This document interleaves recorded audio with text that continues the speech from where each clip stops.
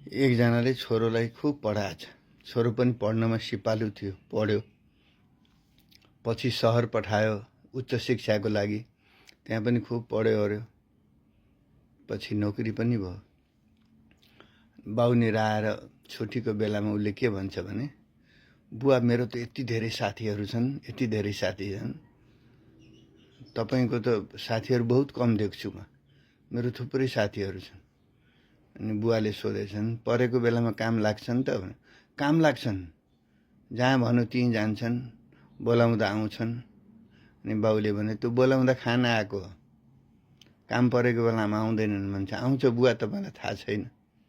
अनि खेर ल हिँड भनेर एक दिन जाँच्नलाई राति 2 बजे छोरालाई उठाएर एउटा छोराको साथी कहाँ गएर उठाएछ।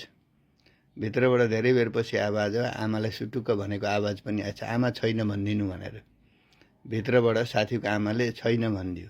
यसै गरी धेरै साथी कहाँ जाँदाखेरि सबैबाट त्यही आवाज आयो, एउटा पनि कोही निस्केन त्यस्तो। अनि उसले बुवालाई भन्यो, यो त मेरो साथीहरू हो, बुवा तपाईँको साथीलाई बोलाउनु त भनेछ। ल हिँड भनेर भने ढोका ढकढक गर्यो। को भनेको, म फलानु भनेर बुढाले आफ्नो नाउँ लिए। भित्रबाट एउटा थैलो र एउटा लामो तरबार लिएर एउटा मान्छे आइपुग्यो। अनिखेर के छ मित्र, के अप्ठ्यारो पर्यो तँलाई भन्, तँलाई पैसाको काम छ भने मैले थैलामा ल्याएको छु, तँलाई त्यस्तै दुश्मनको चाहिँ दुश्मनसँग लडाइँ परेको छ भने भन्, मैले तरबार लिएर आएको छु, ल दुवैजना जाउँ भन्छ।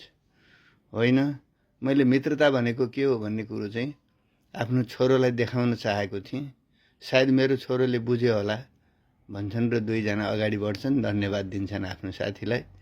अनिखेर छोराले भन्छ, बुवा अब मैले थाहा पाएँ, मैले चाहिँ बाहिरी रूपले मात्रै साथीहरू मेरा रहेछन् भनेको थिएँ, तर भित्री रूपले मेरो एउटा पनि साथी रहेनछ। बुवा तपाईँको साथी मैले देखिनँ, जुन साथी देखेँ त्यो साथी तपाईँको पक्का रहेछन्, यस्तो साथी चाहिँ मेरो अहिलेसम्म भएको छैन भनेर चित्त बुझाएछ।